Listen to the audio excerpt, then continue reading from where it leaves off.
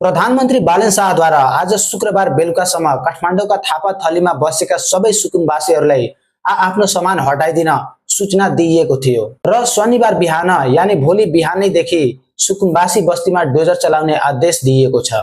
भूमि आयोगको डाटा अनुसार यो बस्तीमा बस्दै आएका मध्ये अधिकांशको नाममा नेपालको विभिन्न स्थानहरूमा जग्गा जमिन छ। कानून अनुसार यदि कुनै पनि व्यक्तिको 3 पुस्तेको नाममा देशभर कतै कहीँ पनि थोरै जमिन छ भने त्यो व्यक्ति वा परिवारलाई सुकुम्बासी भन्न मिल्दैन। यो सुकुम्बासी बस्तीको इस्यु कुनै नयाँ विषय होइन। धेरै पहिला पनि धेरै सरकारले यो बस्तीले हटाउन प्रयास गरेकै हो।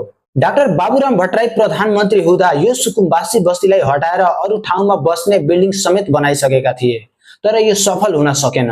बालन शाह काठमाडौँ महानगरको मेयर हुँदा पनि यो बस्ती खाली गराउन प्रयास गरेकै हो, तर गृह मन्त्रालयले सहयोग नगरेपछि नगर प्रहरीले मात्र यो बस्ती हटाउन सकेनन्। आखिर सरकारले यो सुकुम्बासी बस्तीलाई किन हटाउँदैछ त? यो गरिबमाथि अन्याय हो कि दीर्घकालीन समाधान? काठमाडौँ बागमती किनारमा बस्ने धेरै मानिसहरू हरेक वर्ष बाढीको जोखिममा पर्छन्। धेरैले ज्यान जोगाउन भाग्नु परेको अवस्था हामीले पटक पटक देखिसकेका छौँ। नदी किनारमा बसेको यो बस्तीद्वारा काठमाडौँलाई अझै फोहोर र दुर्गन्धित बनाएको छ। यहाँ बस्ने सबै व्यक्ति वास्तविक सुकुम्बासी होइन। केही मानिसहरूको पहिलो अन्त्य ठाउँमा जग्गा भए पनि महँगो स्थानमा बसिरहेका छन्। माफिया र राजनीति। वर्षौंदेखि सुकुम्बासीको नाममा सरकारी जग्गा कब्जा गर्ने समूहहरू राजनीतिक आडमा सक्रिय रहँदै आएका छन् र अहिलेको यो कदम त्यही नेटवर्क तोड्ने प्रयास पनि हो।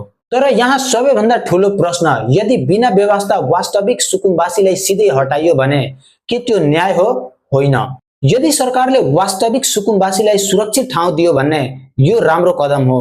यदि केवल हटाउने मात्रै हो भने त्यो गलत हो।